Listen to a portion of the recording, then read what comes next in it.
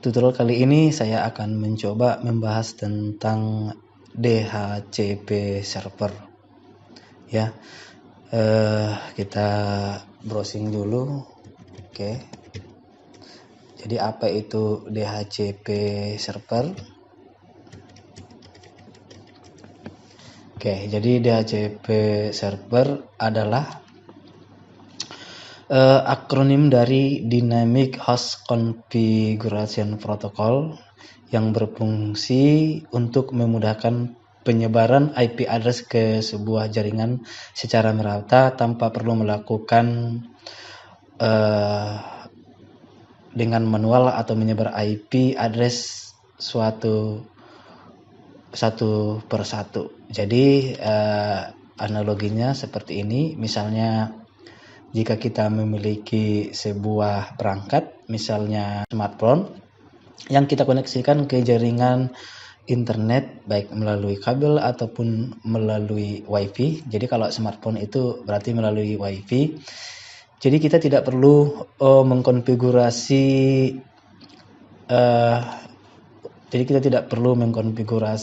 IP address-nya. Oke, secara manual. Jadi dia IP address itu didapat secara dinamik ya, atau secara dinamis dari server. Oke, misalnya IP address komputer ini saya buat DHCP ya. Coba kita lihat Open Network Internet Setting. Oke, kita lihat di sini ya. Change adapter option.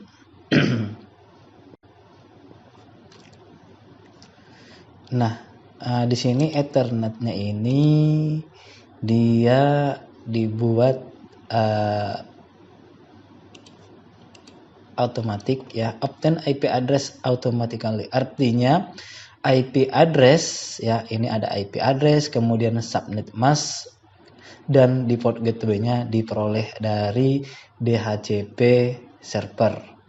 Nah, jika DNS-nya ingin didapat secara otomatis, maka kita checklist di sini ya. Kita checklist di sini obtain DNS server address automatically. Oke, jadi kita akan memperoleh IP address, subnet mask dan default gateway serta DNS itu secara otomatis dari DHCP server. Oke, jadi setiap komputer ya, misalnya laptop ini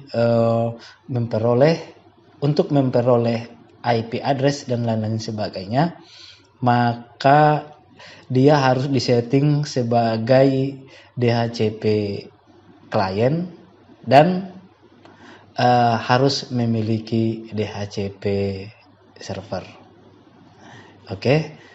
Nah, jadi jika tidak memiliki DHCP server, maka supaya perangkat bisa mengakses internet,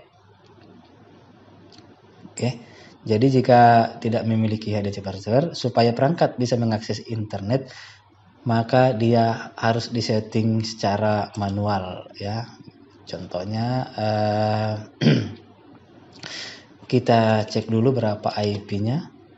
Oke, ini jadi IP-nya ini diperoleh tadi secara dinamik ya, atau diperoleh dari DHCP server, yaitu 192.168.1.12. Kemudian default gateway-nya 192.168.1.1. Kemudian DNS-nya 192.168.1.1 dan 202.134.0.155.8.8.8. Jadi begitu kira-kira.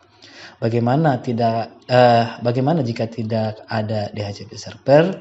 Maka IP address-nya ini harus disetting secara manual. Berarti harus diketik di sini. Misalnya 192.168.1.12. Subnet mask-nya juga diketik secara manual 255.255.255.0. Nah, kemudian tipe tadi 191.168.1.1. Ya, gitu juga untuk DNS-nya diketik secara manual 202.134.0.155, kemudian 8.8.8.8. Jadi begitu kira-kira. Oke, ya sama connect juga ke internet. Oke, bisa juga mengakses internet menggunakan IP secara manual. Oke, jadi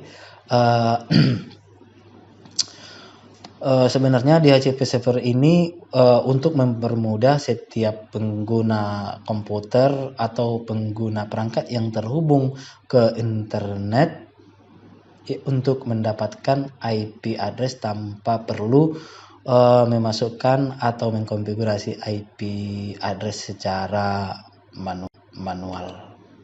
Oke, demikian kira-kira penjelasan tentang DHCP server. Untuk video selanjutnya, untuk video selanjutnya saya akan mencoba mengkonfigurasi DHCP server maupun DHCP client pada router MikroTik. Ya, jadi DHCP server itu bisa dikonfigurasi pada router MikroTik. Ya, bisa juga pada perangkat-perangkat lain seperti router Cisco, router Luigi, kemudian access point TP-Link, modem, dan perangkat keras jaringan lainnya. Oke, saya akhiri. Assalamualaikum warahmatullahi wabarakatuh.